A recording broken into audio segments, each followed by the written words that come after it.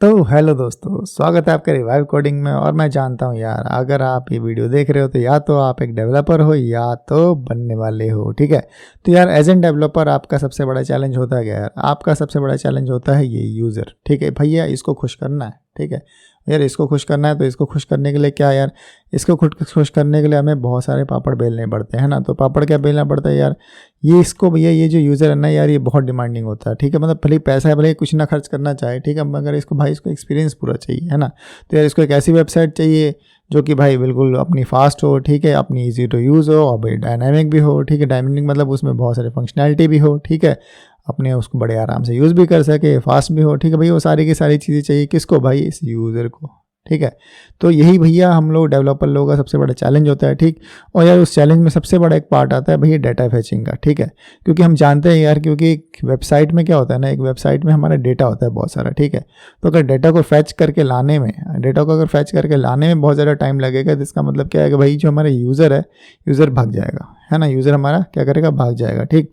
तो हमारा फैचिंग, जो हम डेटा फैचिंग करते हैं, वो उसका प्रोसेस बिल्कुल सही होना चाहिए, ठीक है। अभी जो यार प्रेजेंटली जो हम अप्लाई करते हैं रिएक्ट में, ठीक है, प्रेजेंटली जो हम रिएक्ट में अप्लाई करते हैं उसमें क्या होता है यार, जो हमारे यूज़र है, ठीक है, यूज़र हमारे डैशबोर्ड के साथ इंटरेक्ट कर रहा है, ठीक है। मतलब ये हमारा एक स्क्रीन मान लो, ये हम बोल सकते हैं कि हमारा मॉनिटर है ना, ये मेरा मॉनिटर है। तो ये जो मेरा यूज़र है ये बेसिकली इस मॉनिटर के साथ इंटरेक्ट कर रहा है, और ये जो मेरा मॉनिटर है ये मेरे सर्वर के साथ इंटरेक्ट कर रहा है, राइट।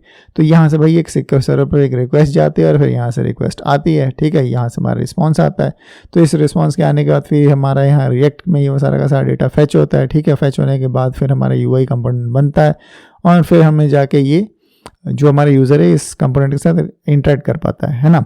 मगर यार अभी रिएक्ट के साथ प्रॉब्लम क्या है, प्रॉब्लम ये है कि होता क्या है यार कि रिएक्ट में जैसे ही हम बेसिकली क्या करते हैं, हम सबसे पहले यार डॉम को लोड करते हैं, ठीक है। हम पूरा का पूरा डॉम एलिमेंट क्रिएट करते हैं और डॉम एलिमेंट के क्रिएट होने के बाद हम अपनी फैचिंग शुरू करते हैं, ठीक है।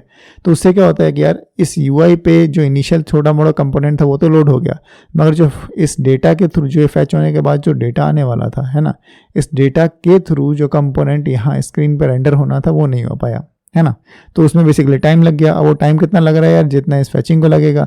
और इस फैचिंग में जो टाइम लगने वाला है वो बहुत सारी चीज़ों पर डिपेंड करता है भैया, आपकी नेटवर्क की स्पीड पे डिपेंड करता है, सर्वर के रिस्पॉन्स पे डिपेंड करता है, ठीक, और यूज़र की मशीन पे भी डिपेंड करता है, ठीक है। तो यार ये थोड़ी सी रिएक्ट के साथ थोड़ी सी प्रॉब्लम है ना। तो क्या कुछ ऐसा रास्ता है कि यार जो हमारे डाटा फैचिंग है, ठीक है, जो हमारे डाटा फैच होके आ रहा है और जो मेरा यूआई है रिएक्ट के अंदर वो सेम के सेम टाइम पे बने। मतलब जिस टाइम पे हमारा जो यूआई है, ठीक है, जिस टाइम पे जो हमारा यूआई है वो रेंडर होना शुरू हुआ रिएक्ट के अंदर, ठीक है, क्या उसी टाइम पे मेरा जो डेटा है वो भी फैच होके आ सकता है? हाँ यार बिल्कुल आ सकता है, ठीक है। तो रिएक्ट में यार ये फीचर अपने को एक दिया हुआ है जिसको बहुत सारे डेवलपर को पता ही नहीं होगा और वो लोग यूज़ भी कभी नहीं कर पाते, ठीक। क्यों यार, क्योंकि उनको पता ही नहीं है ना।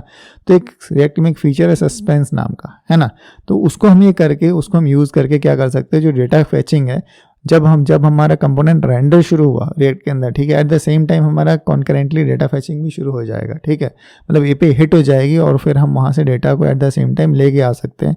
तो मतलब क्या है कि एट द सेम टाइम जो मेरा यूज़र है वो इस यूआई के साथ इंटरेक्ट भी कर रहा है, ठीक है, और वो इंटरेक्ट कर रहा है एट द सेम टाइम जब वो इस हमारी कंपोनेंट के साथ इंटरेक्शन उसका चल रहा है, उसी के टाइम पे हम बेसिकली डेटा भी लेके आना शुरू हो गए और डेटा लेके आए जा रहे, जिसके बारे में हमारे इस यूज़र को बिल्कुल भी पता नहीं है, ठीक है। तो यार ये रिएक्ट में एक OMG फीचर है, ओ माई गॉड वाला फीचर है, ठीक है, जिसको हम सस्पेंस कहते हैं, ठीक।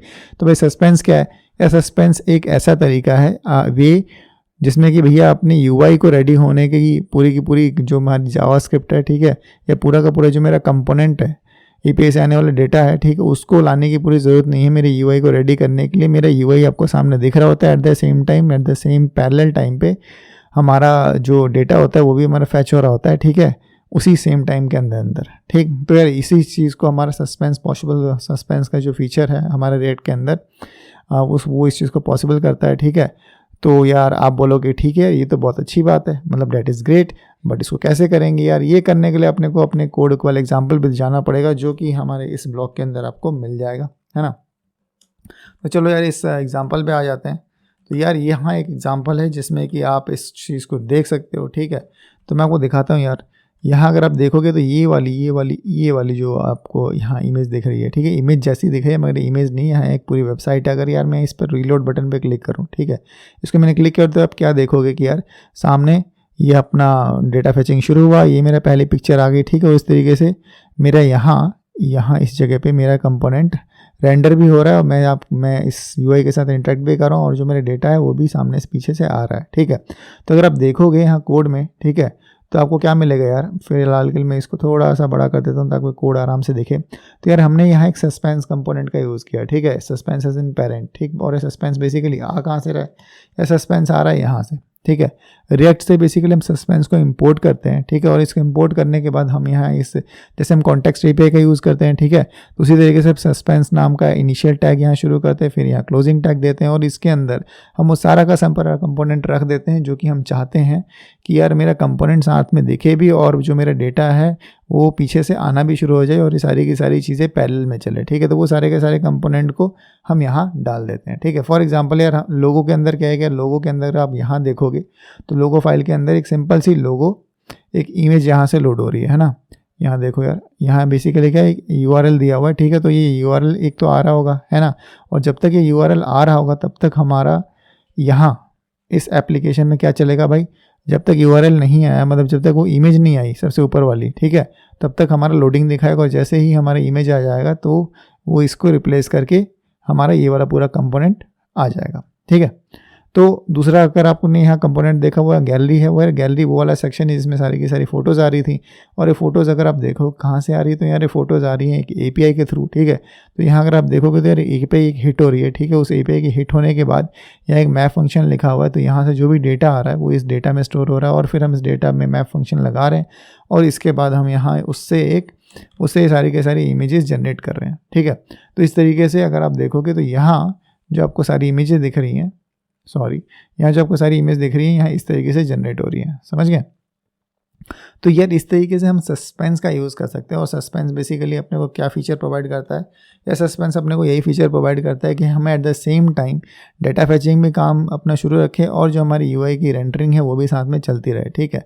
तो यार आई होप यार ये वीडियो आपको अच्छी लगी होगी और आप ये बात समझ चुके होंगे, ठीक है, कि आप किस तरीके से डेटा फैचिंग का यूज़ करके अपने API को और बेटर बना सकते हो, ठीक है। आप मतलब बेसिकली सिंपल बोलते हो, आप जो डेटा फैचिंग है वो अपने रिएक्ट के अंदर आप अपना डेटा फैचिंग एक प्रो लेवल पे कर सकते हो, ठीक है, बाय यूजिंग सस्पेंस, ठीक। यार इस वीडियो के लिए इतना ही, मिलते हैं अपनी नेक्स्ट वीडियो में, तब तक के लिए have a nice day and good bye.